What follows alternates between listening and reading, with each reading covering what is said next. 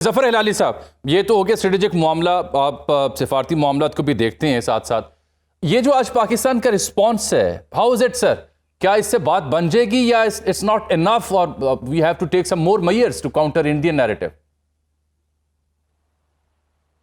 देखिए, जो मैंने देखा है तो इट्स फर्स्ट क्लास जवाब। अच्छा, हमने तो कह दिया है कि अगर आप वेपनाइज करेंगे पानी को, पानी के मसले को अगर आप वेपनाइज करेंगे और उसको इस्तेमाल करेंगे पाकिस्तान के खिलाफ, that is an act of war. तो हमने अब देख लिया है कि वो कर रहे हैं। ऑलरेडी उन्होंने आज कर लिया है। उन्होंने 2 जगह पाकिस्तान का पानी को डाइवर्ट किया है या कम किया है। तो इसका मतलब ये है कि ये जंग एक्चुअली हो गई है, शुरू हो गई है। जंग शुरू हो गई। वी हैव सेड कि अगर आप ये करेंगे, हमने कहा था अगर आप ये करेंगे it's an act of war. उन्होंने किया, it is now an act of war. अब आप मुझे बताएं कि ये जो जंग शुरू हो गई है ये कैसे लड़ेंगे?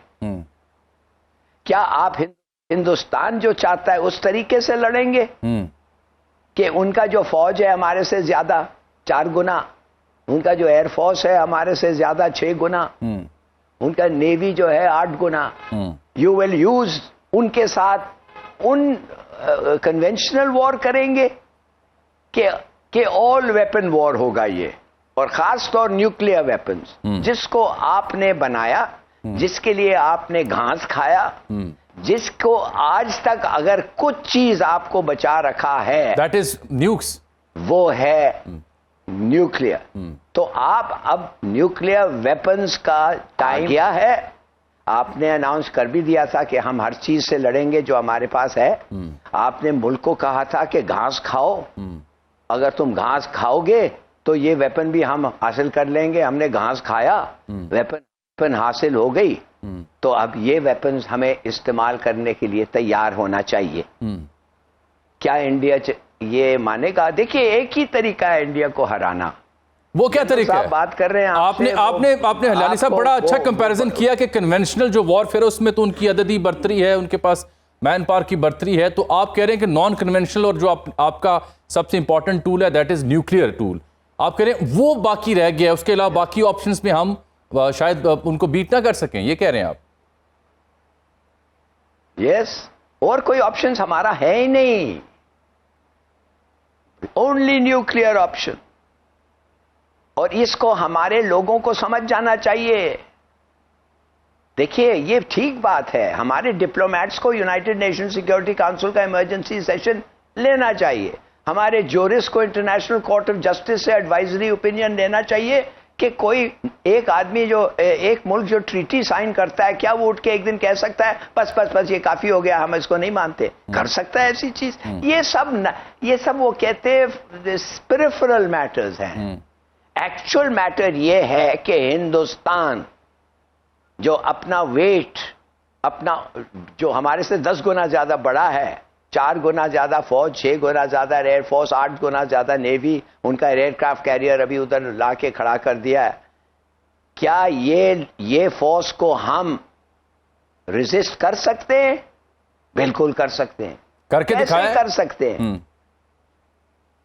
नहीं दिखाया। किधर दिखाया है? किधर दिखाया? अभी तो 100 बिलियन का इन्होंने अभी वेपन्स जो लिए हैं, ये किसके लिए लिए हैं? ये इंडिया ने ये हर जगह जाके जो तैयारी लगे, किस लिए भाई? ये तो पाकिस्तान के लिए लिया है। और हमारे पास जो भी है अच्छे लड़ेंगे, नो डाउट, बहादुरी से लड़ेंगे, no doubt, but then numbers count. और अब ये वक्त आ गया है टू काउंट। और हमारे पास 160 न्यूक्लियर वॉरहेड्स हैं। एक ही तरीका है हिंदुस्तान को जीतने से रोकना, एक ही तरीका। जैसे एक ही तरीका है यूक्रेन को, रूस को रोकने के लिए, मगर यूक्रेन ने अपना वेपन्स दे दिया है। It has surrendered it's nuclear weapons, and they are paying the price. एक ही है, nuclear weapons, and they are paying the price. ये सबको इन्होंने चिट्ठी दे दी थी। अमेरिका ने कजाकिस्तान को कहा, उज्बेकिस्तान को कहा, दे दो दे दो दे दो, हम गारंटी करते हैं तुम्हारे पास कोई आके लड़ेगा नहीं तुम्हारे खिलाफ। उन्होंने दे दिया दे दिया दे दिया। अब क्या हो गया? ठीक, आप समझते हैं अगर यूक्रेन के पास न्यूक्लियर वेपन्स होते ये पुतिन आगे बढ़ता? मुश्किल हो तो जाता। देखिए, लेट्स बी वेरी क्लियर, ये एक ही, अब मेरे ख्याल में हम आ गए हैं, this is the last resort, और हमें पता था, इसके लिए हमने तैयारी किया है। तो आप ठीक। बिस्मिल्लाह करके अगर जरूरत पड़े, हम नहीं चाहते जरूरत, मगर अगर पड़े आगे बढ़े। बिल्कुल ठीक। जफर साहब, आज बिहार में नरेंद्र मोदी बोले हैं कि जिन्होंने ये हमला किया, ये आतंक किया है, उनको सपोर्ट करने वालों को मैं कल्पना कर रहा हूं कि उनको इससे बड़ी सजा मिलेगी, बची खुची जमीन को हम मिट्टी में मिला देंगे। वो तो बिहार में हूं या जहां भी हूं, जाके पाकिस्तान का नाम लेकर भी और लिए बगैर भी कुछ और ही कॉन्सिक्वेंसेस हमें दिखा रहे हैं। देखिए, ये मोदी जो है, जैसे आपको पता है, इसको अमेरिका ने रोक दिया था वीजा हासिल करने से। गुजर ऑफ गुजरात, इसलिए कि जब ये चीफ मिनिस्टर था ऑफ गुजरात, एग्जैक्टली 2000 मुसलमानों को इन्होंने हुक्म किया था, वो एसपी जो था, और एसपी जो था वो जाफरी, उस वक्त का नेशनल, उनका प्रोविंशियल असेंबली का मेंबर था, उसकी वाइफ थी, और उसको, उसकी वाइफ के सामने उसको काटा, उसका हाथ और पैर काटे। तो वो वाइफ देख रही है एसपी को और कह रही है, ये क्या हो रहा है, तुम क्या कर रहे हो? कहता है, सॉरी, हमारे ऑर्डर्स हैं कि इंटरवीन ना करें। मोदी ये एक जेनोसाइडल मेनियक है, ये नेतन्याहू से कम नहीं है। क्यों अमेरिका ने इसे बंद किया था from visiting the United states? इसीलिए किया था ना कि द मैन इज गिल्टी। आप इससे एक्सपेक्ट करते हैं ह्यूमैनिटी? इससे आप कोई चीज एक्सपेक्ट करते हैं?